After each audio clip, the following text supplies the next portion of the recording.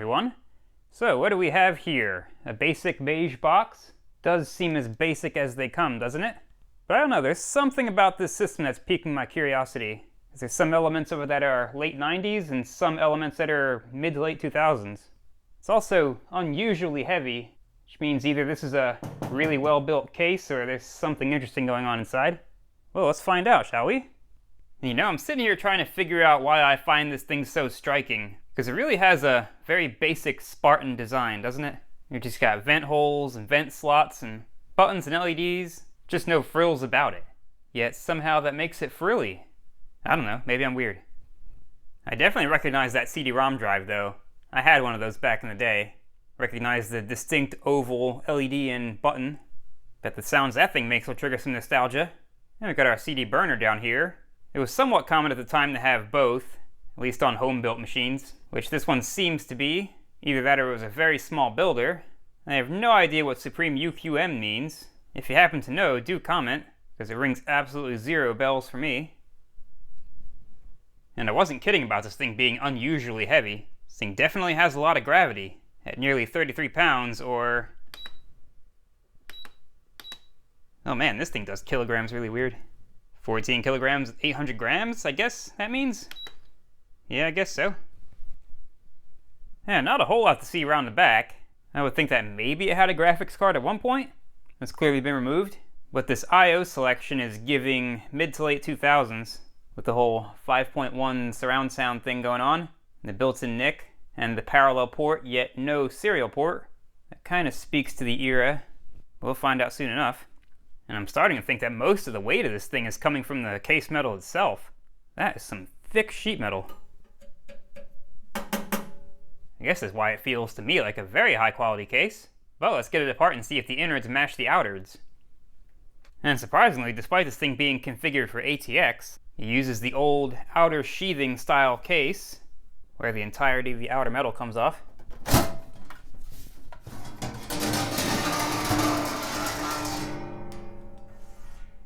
And cool, I see a hard drive in there. Maybe we'll get an OS exploration out of it. But with how heavy this thing is, I was expecting multiple hard drives.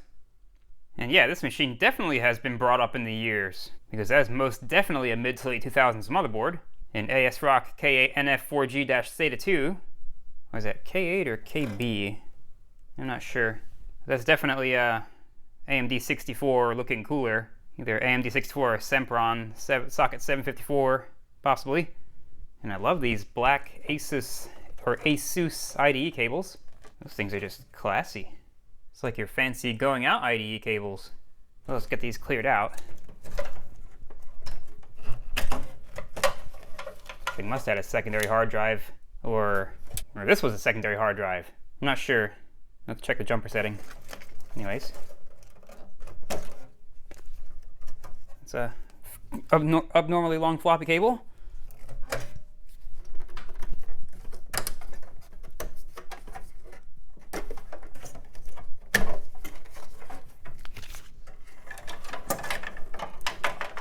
Up out of the way in this very convenient storage spot. Oh, missed one. Yeah, it's definitely an in-between world system. It has an onboard NIC, yet they're using a dial-up modem, and has SATA, yet they're using IDE.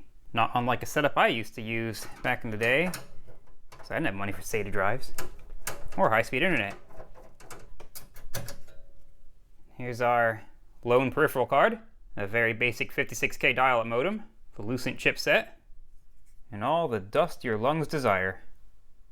But don't you worry, there's definitely more dust. I think there's a pretty good chance that CPU cooler has asthma. Look at that. It's just all caked up on the top. I don't see much air flowing through that. Well, let's get it off and ID that CPU, assuming this clip doesn't break. Oh look, didn't break. This is not one of the least aggravating clip designs, but it's coming slowly. Yeah, no, I gotta get a screwdriver. And whoever crafted these various CPU cooler clip designs are just having the times of their lives in these time periods. There. Got it off without killing it. We're definitely stuck to the CPU. There we go. And it is AMD Sempron. Looks like 2600 plus with some very petrified thermal grease. Let's do a pin check on that.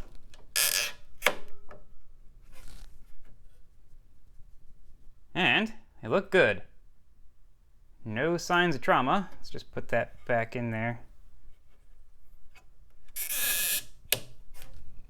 And I recognize that RAM stick. And this pretty much confirms to me that this was a budget build, because I had this exact same Super Talent memory back in the day. It was the cheapest of all memory modules. Yeah, nothing back there. But this is a 512 meg stick, DDR 400. But mine didn't have that goofy fireworks graphic on it. I'm so disappointed. That kind of artistic expression could have changed my life as a youth. And dare I say, my friends, it looks like we are clear of the capacitor plague with this system. Each and every one of those looks excellent, save for the dust. But we'll get to that. Actually, you know what? No time like the present. And no, I don't care about static right now. It's like 70% humidity out here. Yeah, that'll do. Yeah, this thing's definitely a hodgepodge system. There's our Dell harvested power supply. Yep, definitely cobbled together. And I dare say that to me looks like a removable drive cage. Looks like it's got a slidey rail back here. So perhaps these are the only screws. Let's see.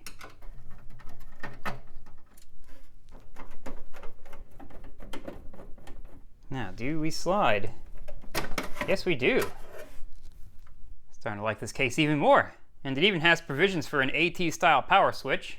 One of the giant ka-chunk switches that disconnects the mains. So then I guess all we would need was a replacement I/O plate shield to accommodate an AT keyboard connector. And something tells me this bottom drive bay has no support, which means it's only the screws holding it up. So yeah, it wants to fall inward. And we caught that. Not so for this drive though. That one is supported. Every drive needs a little support. Okay, let's see what kind of horrors are lurking in this fan. And it is an OEM fan, although that very holographic sticker makes it hard to see. And generally, OEM fans are really good. This one seems to be no exception. Bearing looks excellent. And these are just held on by little tabs here, which I'm not the greatest fan of because you have to bend those uncomfortably far to get them to release, and they're like right on the precipice of breaking off. Yep, broke clean off. Very annoying. And this one's probably gonna break too. So I need to apply upward pressure while bending that clip. Ugh, even that wasn't enough. Man, I hate these things. Were screws really that expensive? Really? So you should probably just go ahead and break these clips off too, why not? Oh look, that one made it. Alright, 50% success rate. At least it seems like these posts have plenty of stiction, so it should be alright. Now I gotta get the rest of this plastic thing off, which is held on by yet more clips. So let's just carefully break those.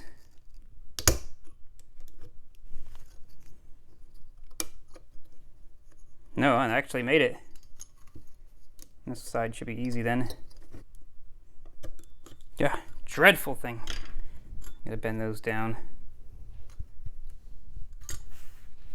But look at that, we're in. If only their clips were as good as their bearings.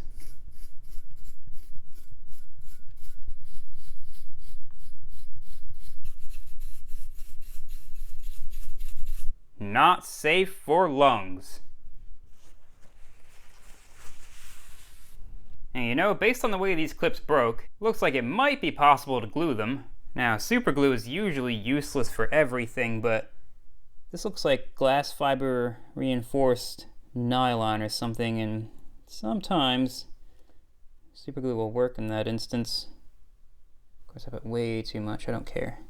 It'll have plenty of time to cure. All right, that's in position. Slightly more sane amount of glue there.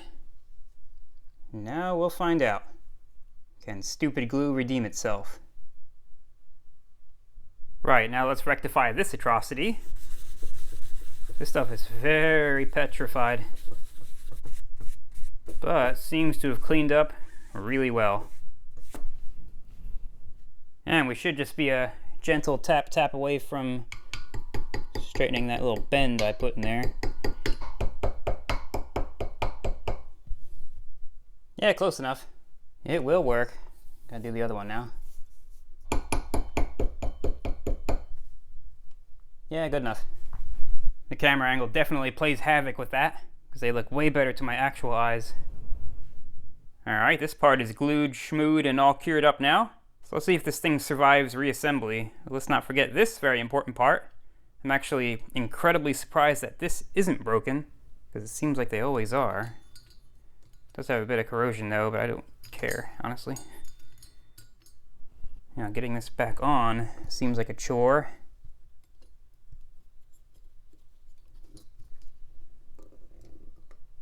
I'm gonna go out on a limb and say this thing was not designed with serviceability in mind. It's almost like that metal has to bend, because it just interferes. Okay, that actually went down without breaking, amazingly. There we go. However, that was just 1/8 of the battle. This is the real test. Let me just get everything back in frame and let the breakage begin. Yeah, it's real not giving. And that's gone. Super glue continues to be useless. Looks like this one might make it though, only because it's bent back a little bit. And then these two. All right, well, I'd say even with 3 clips, that's not going anywhere. Just an absolutely cursed design. Well, after having gone through all that, guess we should test it, right? Yep, there's no way to work like working backwards. But as expected, bearing's perfect. It's moving more air than it has in the last 20 years. Good enough for me. Okay, we're not completely out of the woods with that CPU cooler. There's still a chance that that latch doesn't survive being relatched. But it's time to see. Let's get some thermal paste on there.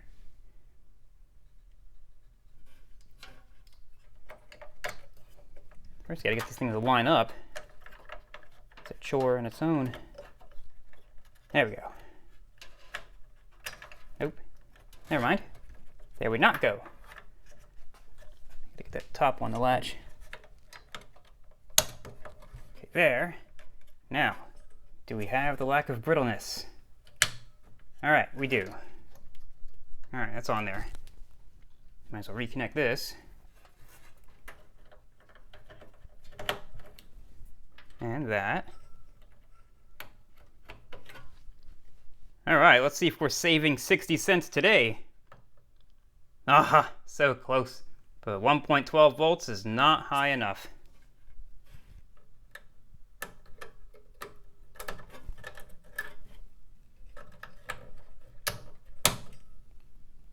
Okay, moving on to the drives. Let's just de-disgustify that real fast. And we have an 80 gig Seagate Barracuda. It is configured as the primary drive, so I guess I just happen to have the secondary above it. That date code reads April 15th, 2006. So this thing is very close to sharing a birthday with me. Hopefully it works.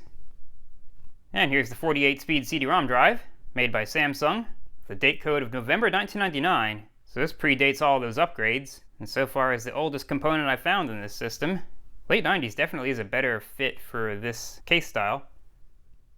And here's a CD burner, showing a date of October 2005, so about the same age as the hard drive, and I guess that's the period that this system reached its final form, at least in terms of upgrades. And here's a floppy drive, made by Panasonic. No discernible date codes here, and it is quite dusty, so hopefully it's not a horror show inside. Speaking of which, let's get in there. Got these teeny tiny screws back here. And then just some little tabs, and they should be out.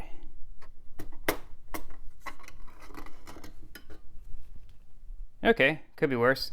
We just have a few little dusticles in here.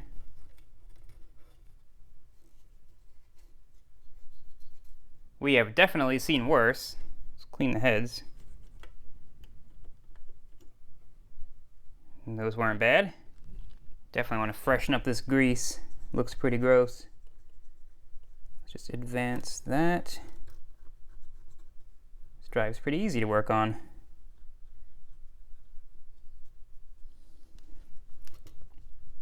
And we'll hit it with some fresh.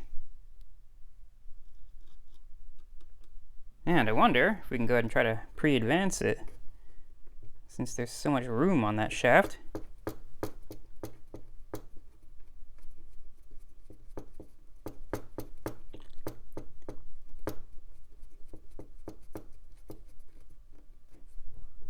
Let's go all the way.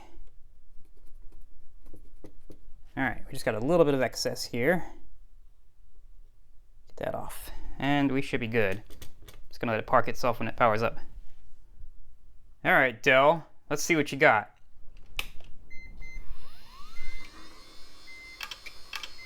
Dude, the Dell's doing it. You know, they did get kind of lucky. Some of these Dell power supplies had very non-standard pinouts, even though they looked like ATX connectors. Let's see, what's that date code say? 0349? So I'm guessing 2003. Yeah, they must have been done with that by then.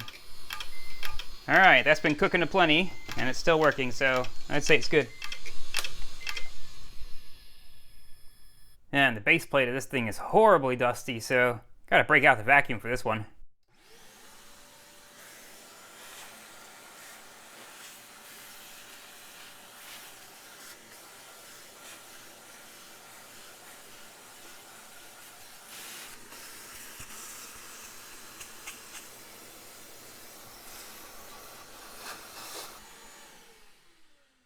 Don't know how it managed to keep that zigzag.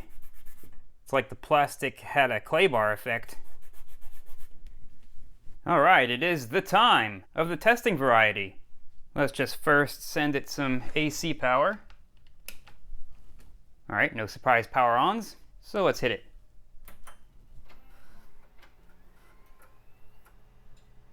Okay, it's doing happy things. And it is posting! Ah, booting Windows XP, look at that. No BIOS configuration or anything. Wonder if it was holding some settings with that 1 volt remaining in the battery.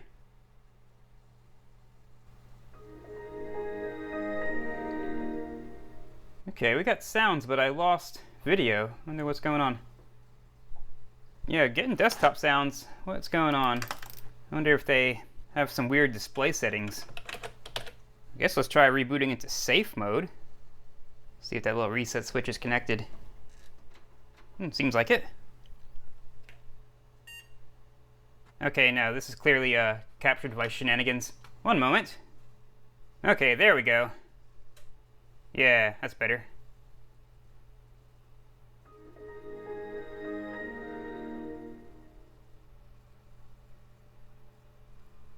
Alright, pretty well used desktop looks like. Seems like we got some power user stuff. I recognize the Bell Arc Advisor icon. Let's open that up. And an old version of Google Earth. I haven't seen that icon in a very long time. Your advisor security definitions are over 3,553 days old. I wonder if we even could check for new definitions. Wow, this thing was used all the way up to 2014. So it must have kept its time. See how much drift there is. Yeah, over a year worth of drift. So that battery held on all that time. And yeah, if you don't know, even computers can't keep perfect time unless they're syncing with a central time server, which is kind of hard to do if you've been powered off for 11 years. So the internal oscillator just does its best. Okay, so let's ignore this. Say no. I said no. Okay, he's thinking about it. This thing is not a performer. I'm editing this heavily. It's Taking forever. See if there's any chance I can get Task Manager to open. I don't even get a context menu. I tried Control-Shift-Escape like 2 minutes ago. Oh, okay, here we go. Let's see, what is gumming up the works? RAM usage is kind of high, but CPU is doing fine. What's using all that RAM? Okay. Now CPU is starting to lose it. Alright, AVG, no surprise. Using like 90 megs. And whatever this is, AS Wids Agent, never heard of that. And AVG is not even running. It's complaining about, oh, my system is unsecured. Well, we'll investigate that later. Boy, it sure is updating that profile. I don't know. Thinking about giving up on old Belarc. It's already 7 a.m. Well, while that does its thing, we can at least look at Event Viewer, right? See how long that takes to load. And try to determine the last power event. Alright, so 2/9/24 is today, according to this thing. Let's go down. Alright, 2022. Somebody tried to do something that clearly didn't go well. Let's see if that was just an errant curiosity boot or possibly some distance there. Okay, starting to see some signs of consistent usage. Somebody was really using this computer up to 2022? So I guess that clock drift is worse than we thought. Let's see. Yeah, it's looking like pretty regular usage. Okay, that's insane. Definitely. And that's the bottom of the list. Wow, somebody got their money out of this system. I wonder what they were using it for all that time. Oh, Belarc's still over here trying its best. So then, what version of Chrome is this? I can't even remember when they dropped support for Windows XP. Well, Chrome and Belarc are fighting over the last remaining scraps of the CPU. Just keep an eye on the clock to notice how much I'm editing this. And my capture froze, but here we are. Chrome managed to load and have an allegedly unresponsive page. So let's kill that. Yeah, this looks like a pretty old version. See if old Belarc made any progress. Nope. It's the longest 96% of my life. Okay, well, it was used recently enough for it to be complaining about dropping support. Let's learn more. If we can do that without internet. Nope. But this article's from 2015. Alright, let's see. What version? About. Even the About page gets unresponsive. Alright, so this one, let's wait on. I guess we can kill these other ones. Need all the CPU cycles we can get. Yeah, man, this thing is struggling. But Belarc should be done at least by the end of the year. About to give this 2 more minutes max, then I'm killing it. Let's just keep on waiting. Guess this machine came from Indiana. Oh, finally, we got a help page. Version 49. No idea when that was released. But according to the internet, it was around March 2016, thereabouts. I wonder if Firefox was any newer. I think Firefox held on support longer, right? Okay, so we gotta face the sunk cost fallacy. Do we stay invested with old Belarc, or do we kill it because it's annoying me? Look at that, right when I said that. How can you check for missing security updates when you have no internet? I guess they're waiting for a timeout. Wow, I didn't think that progress bar could move fast. Alright, there it goes annoying me again. See, last time I threatened to kill it, it moved on, so let's try again. Like, what is it sitting there doing? CPU is pegged.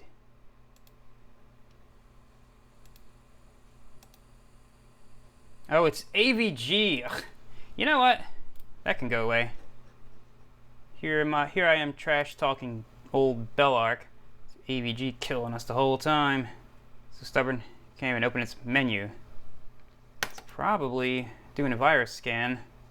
Yeah, remember these days? You had to deal with bloated antivirus software that uses 1/3 to 1/2 of the memory. You know, this looks like a fairly recent version of AVG. That's probably the reason why it's struggling so bad in here. Oh, I think Bellark finished up. Okay, it's not doing a scan. It's just sitting there hogging resources. Last virus scan 5 years ago, which is actually 6 years ago, I guess. Okay, so can you stop allegedly protecting my computer? Go away. And go away. Uh-oh. An attempt has been made to turn off a key AVG module. Oh no. Yes. Make it die. I'll uninstall it right now. Can behavior shield die too? Yes. Something tells me that was probably not even a quarter of the usage, right? Okay, well, nah, looking better. Probably will uninstall this, but what else do we have? Because it's still running like garbage. No, it's back to roasting CPU again. Okay, I don't recall asking Firefox to open. That must be the AVG automatic begging machine. Oh no, it's the Bellark profile. It's been so long I forgot we requested that. Alright, well this gives us some really good information at least. It is Windows XP Professional, Service Pack 3, installed in 2006. It's not telling me if this is the 64-bit version. Probably not. Processor is running at 1.6 gigahertz. That could be better. I believe Semprons are pretty open to being overclocked. Last guest login was 2022. So maybe he just had this thing set up as a random computer in the house for the kids to break. All right, got a healthy hard drive according to the smart status. Let's see, anything else interesting? This motherboard has an onboard GeForce 6100. Well, that's interesting. Let's see what else we have. So the last patch was downloaded in 2016. Well, that's pretty strange because Microsoft had already dropped support for XP by then. And they released an out-of-band patch for the WannaCry worm. That was in 2017, pretty sure. I wonder what on earth it would have been downloading in 2016, unless this clock was way wrong. Maybe it had some drift and this was the actual WannaCry security patch. I guess we could click in and see, right? This was the... Oh no, that requires internet. Anyways, carrying on. Oh, I forgot it digs into all the software licenses. Neuro Burning ROM. That was my pain provider of choice back then for burning CDs with a not great success rate. Alright, here's all the software that's installed. You can see we're an avid AOL user. Not sure when version 9 died. Actually, let's see, what version of Firefox is this? Should have been listed, right? Yeah, there it is. Version 52.9. So I know Firefox held on longer than Chrome, and apparently this version's from 2018. So that confirms crazy long usage. Okay, let's get out of Firefox. This thing is still chugging. Let's see what's doing that. Well, whatever it was, it's freeing up now. Something released 200 megs. Still using a ton of memory for not doing much AVG-wise. But you know what? Let's try our best to just ignore it for now. Look at this. I can't even close. AVGUI. It's gonna make me play whack-a-mole. Ugh. Okay. Go alpha. Okay, there's AVG service, consuming all the CPU, doing what it does best. There's like 2 AVGUIs running. Make it go away. Oop. What? Can't close AVGUI? That's a user space program.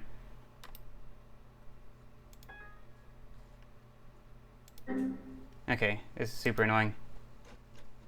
We're uninstalling you. Otherwise it's going to take me 3 to 5 business days to make this video. Oh no, category view.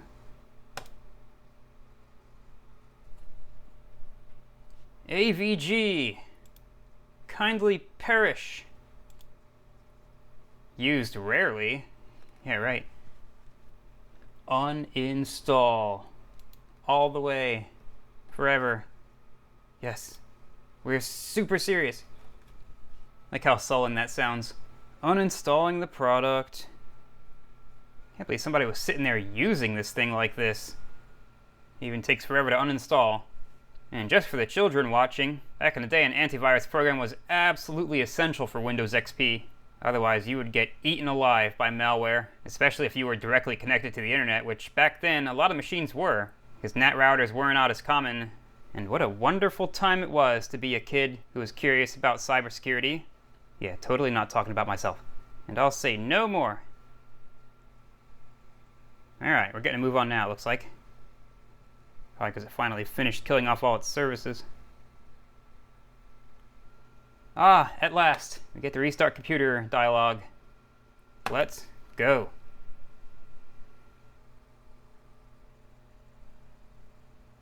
Ah, Explorer holding up the works.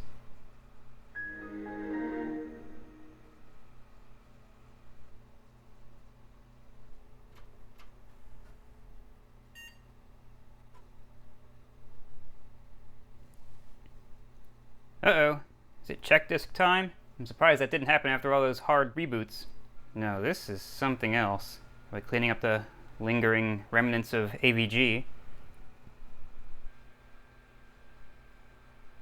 Okay.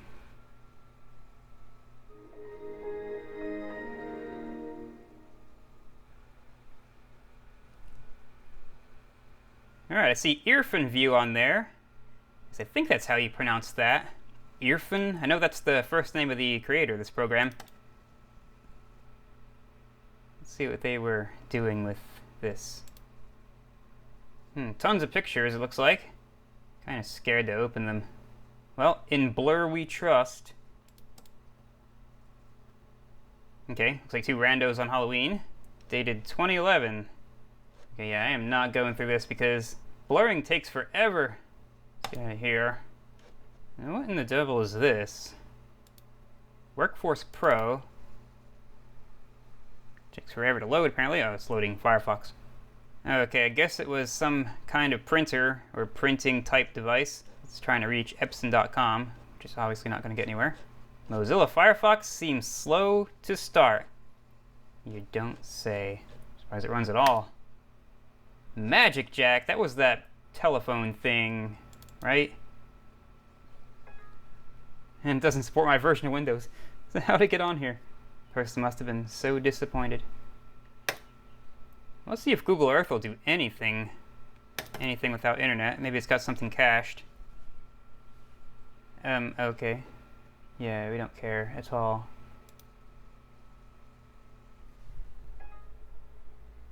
I will still use the old kh.google.com. So Keyhole was the original name for this program, or was the name of the company that produced this program that Google bought. That was the predecessor to Google Earth. Okay, yeah, clearly no internet access. I wonder if that would still resolve. I'm so tempted to run an Ethernet cable out here. But without AVG, we're completely unprotected and helpless. Let's continue, get as far as you can. Could not contact the authentication server. Didn't know you needed authentication to use Google Earth. Okay, so it's going to try to display local cache, allegedly. And it's asking for a diagnostic run? No, let's not do that. Okay, I guess it had nothing cached, because I see no Earth. Unless this is imagery from the Dark Ages. Let's see, what version of Google Earth was this even? From 2017, so not terribly old, comparatively. Or maybe I'm just old. Okay, well, we're probably not getting further with this. See anything in history? Nope. Alright, let's get out of here. This person seems to be an avid Office user on his third shortcut of Microsoft Outlook. Let's see if there's any old emails in there. I've got a name to blur. Another name to blur. Lovely. Well, I was using AOL.com. That's incredible. Alright, AOL.com inbox. It's empty. Guess he kept it pretty tidy. Nothing in the deleted items? No, none at all. Okay, anyway. Let's see, while we're snooping on personal data, is there any browser cache? Or at least URL history? Let's see, show all history. There is no history. John sure knew how to cover his tracks. Did he even have any bookmarks in here? There was bookmarks in Chrome. This looks pretty generic. Except for sinusitis. Ooh, now we're getting into HIPAA compliance. Researching medical stuff. That is a medical thing, right? Sinusitis, not just a condition affecting sine waves. I don't know medicine or numbers. See, bookmarks menu. Guess it is nothing, or maybe there's just so much it can't handle it. Yeah, clearly we can't handle it. Let's get out of here. Oh, there it is. Oh, there's some crap. Some non-default user stuff. Okay, this all looks pretty reasonable. And I should probably blur that one. It's got somebody's name in it. Okay, let's get out. And snoop around in Chrome. Which looks slightly more used. Let's see, history, recently closed. Nope, that was my about page. That was me earlier. So let's go into history. Probably nothing. Well, he knew how to clear browser history. How about other bookmarks? Doesn't look like much. This looks like default stuff. Office in color. Okay, yeah, nothing to see here. What's in the garbage? Oh no! Sensitive documents? I guess he wasn't that astute about scrubbing data. Despite the USB scrubbing program here, which I assume is some kind of contrivance for securely erasing USB sticks. Let's see. Ooh no. Publisher can't be verified. Okay, so I'm assuming that's what it is. This probably links back to a website, right? More than likely. Oh no. Wow, over 150 registry entries are created when a single USB stick is connected. Unbelievable. So what, this just goes in and scrubs metadata? That's a problem I never even knew I had. Let's see what it does. Run. Get those evil metadata entries out of my registry. Yeah, look at all that. Think of all the damage this could have done. Actually, this provides some interesting insight into what they were using. CIC flash drives. Lots of flash drives. So many flash drives. USB/vid, so I guess video device. Seems like they were really into cameras and scanners. More storage. Possibly a card reader. And that's it. Well, that was mildly interesting. Thank you for your service, USB scrub. Yeah, there's all kinds of picture-related stuff here. Epson Scan, Lumix, which is a brand of camera, or model of camera. Panasonic, I think. And old Vivitar. Let's see what the unused desktop icons were. Oh, Bellark got relegated to the unused, and NeuroSmart Start. Boy, that triggers some memories. There's nothing smart about it. Let's see, what else is on here? Desktop had so many goodies to explore. What's in the start menu? Ooh, Broaderbund. What do they have on here? Ah, nothing. Plenty of tax data. We'll just pretend we don't see that. Let's see, what's in games? Probably the default Windows games. Yep. Practical sales tools. Finders keepers. What is this? I gotta take a look. Uh-oh, it's gone. Finders keepers can't be found. I guess somebody kept it. Okay, yeah, those things never succeed. There's LTCM client, and why do I find it interesting? LTCM cannot communicate with the server. What are you? I just like initialisms. Okay, I'm even more confused now. LTCM, so I guess it's acting like a proxy? Communicates only with a predefined set of secure servers. So no viruses, worm spyware. So I guess what? It's creating a VPN. Were they using VPNs before they were cool? Well, that's interesting. Let's see what's in the old general tab. Nothing too VPN-y in there. Let's see subscriptions. Well, that's weird. Ooh, personal information. My favorite kind of information. All right, and that's what we just saw. Okay, that was slightly less mildly interesting than the USB scrubber. Let's get out of here. What other oddities are on here? Those map links. That is a very information superhighway sounding name, but it's gone. Software 995. That's awfully descriptive.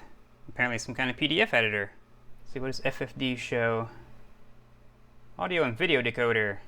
Yeah, I thought that rang a bell. Man, that's from way back. Anyway, let's test these drives. Starting with the floppy one.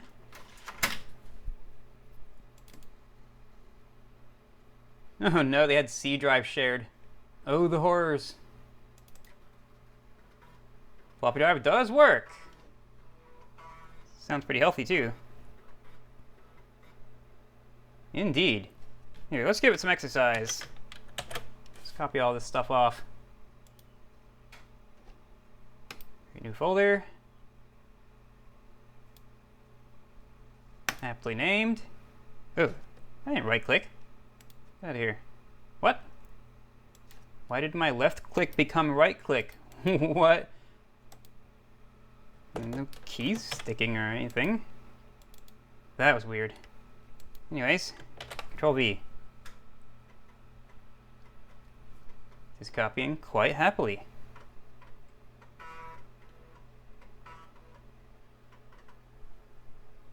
Goody goody. Close that out.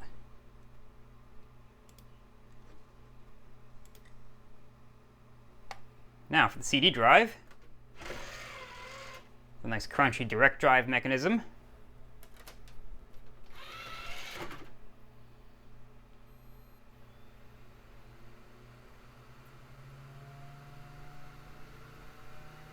Oh yeah, it's plenty noisy.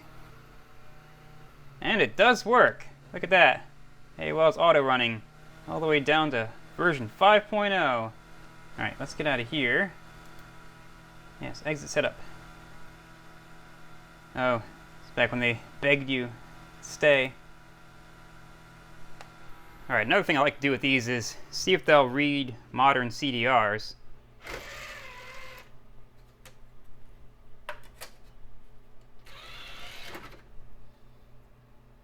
Because so many of them don't.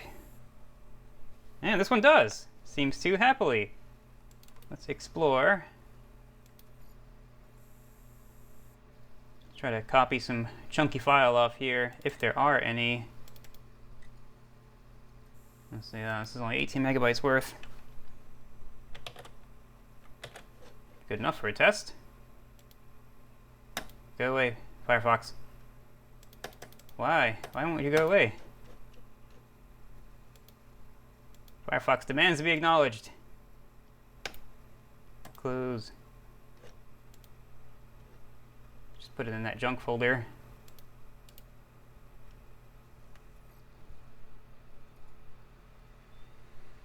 Working like a dream. Alright, that's happy. I think we have the same luck with the CD burner.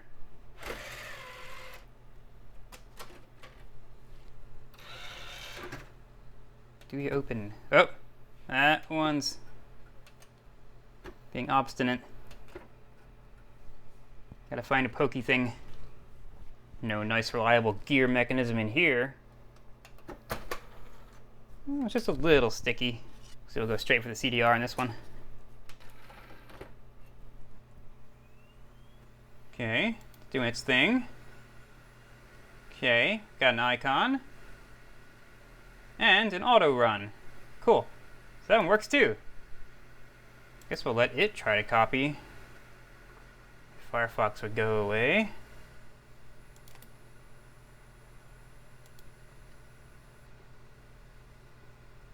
What just copy the whole boot folder again. Put that on the desktop, why not? Alright, that one's doing really well also. Fantastic.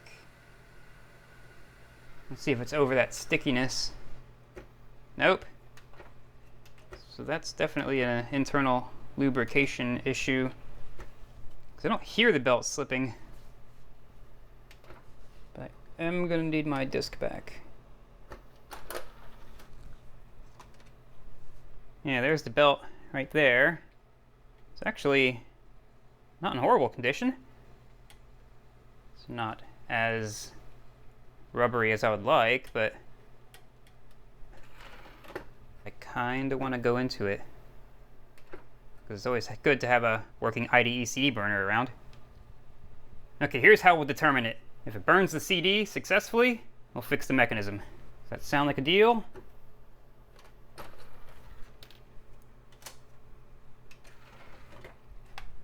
Windows XP should be more than capable of that by Service Pack 3, right? Well, not in Control Panel. Why is Control Panel open? There we go.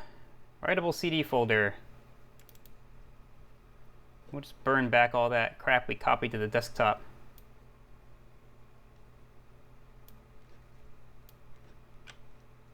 Should be 40 megs worth of garbage, right?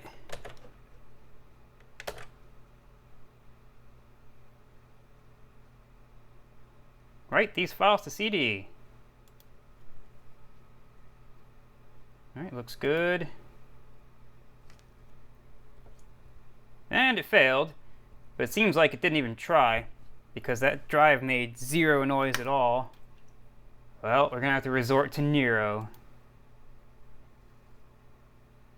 Which, where even is Nero? I'm gonna see it in here. Oh, there it is. I had to remember how to read for a second. Let's see, Nero Digital or Nero OEM? I don't remember how to burn data CDs. Well, maybe Nero Smart Start can help. This looks like data. Make data CD. Perhaps at the very least Nero will tell me why it fails. Let's add desktop.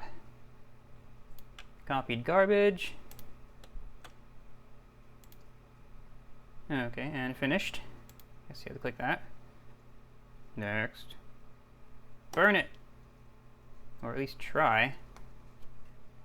Wow, this takes me back. Okay, now we got drive activity. Yeah, see, Windows Explorer didn't even try.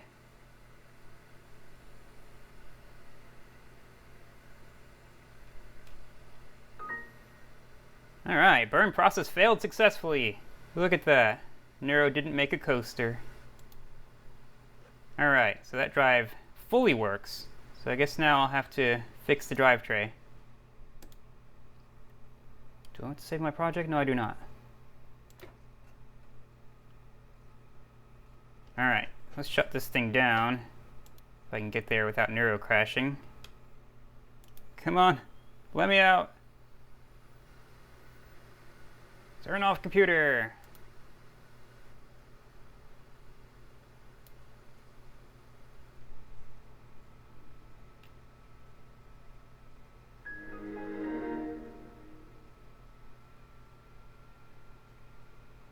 Okay, let's start that well-earned repair. Gonna have to pop it back open. Because usually these things have to pop off, and this one seems not typical. Let's get that disc out of there. Flip it over. Okay, we've got two tabs here. Uncomfortable amount of bending. We already had enough plastic bending in this video, or plastic breaking. But this one actually survived.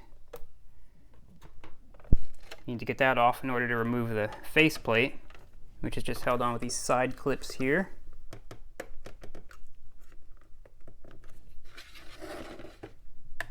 As well as a clip on the bottom.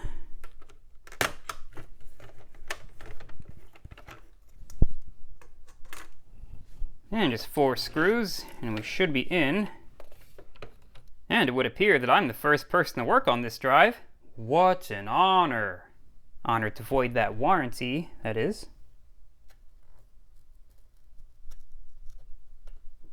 Well and properly voided.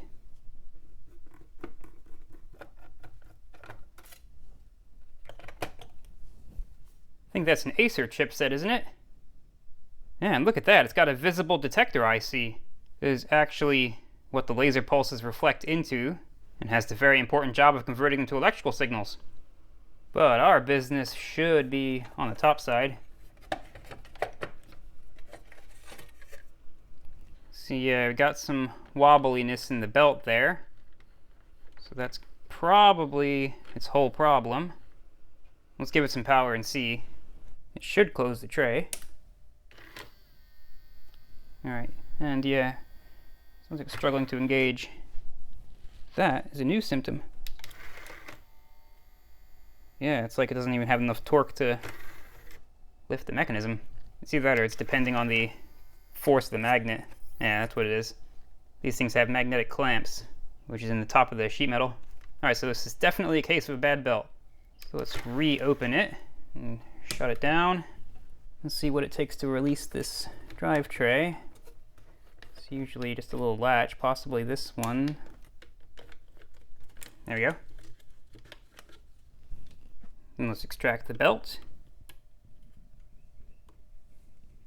And unfortunately, none of my belt kits are giving in this particular instance. This is the closest one.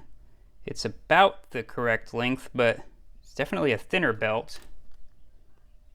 I wonder if being slightly smaller will make up for that. If it doesn't work, you might have to try boiling this belt. Sometimes boiling them helps rejuvenate them. The real problem is that bump right there, because it's been sitting in that position for so long on the smaller diameter pulley, motor, and doesn't quite have the friction to overcome that. Anyways, let's try this belt. Can't I just have replacements for every component ever made? It's on there. I kind of rolled it. Okay, now that's straightened out. Alright, well, we got some torque. Let's get the drive tray back in there. Give it some power. Okay, that looks very promising. Got the disc mechanism to the top. Ooh, yeah. I think that might do it. 2 more times for good luck.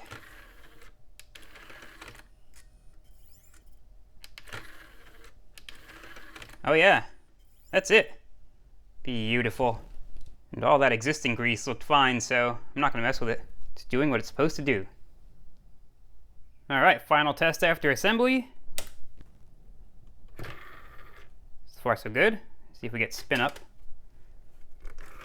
Don't see why it wouldn't. Yep, spun up successfully. So we are still good.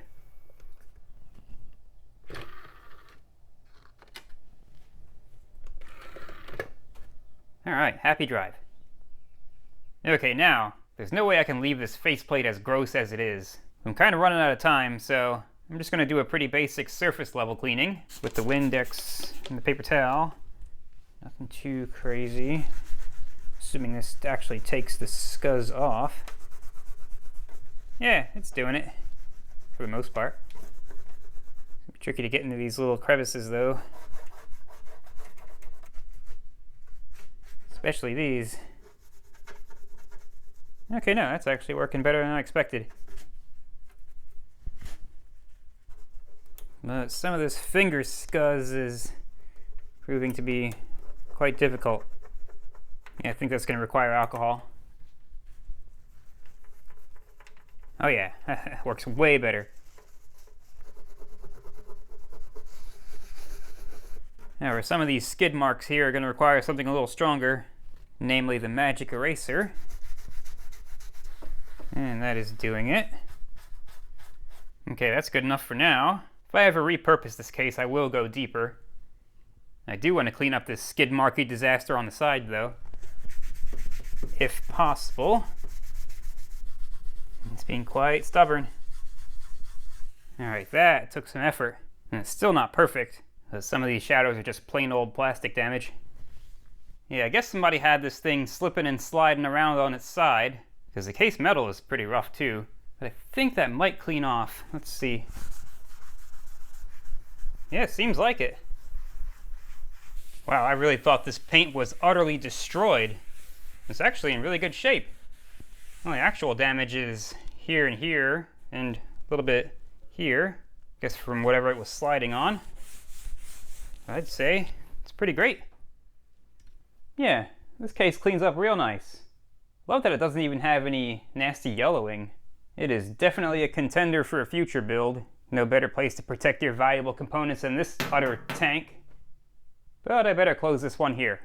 As always, great many thanks to all the patrons and channel supporters. By the way, patrons and channel supporters get early access to videos. And they also get to watch the videos free of ad interruption during the pre-release period. So if you're interested in those benefits, as well as getting to financially support the recklessness that enables me to buy these systems, perhaps you'll consider becoming a patron yourself. But either way, thank you very much for watching.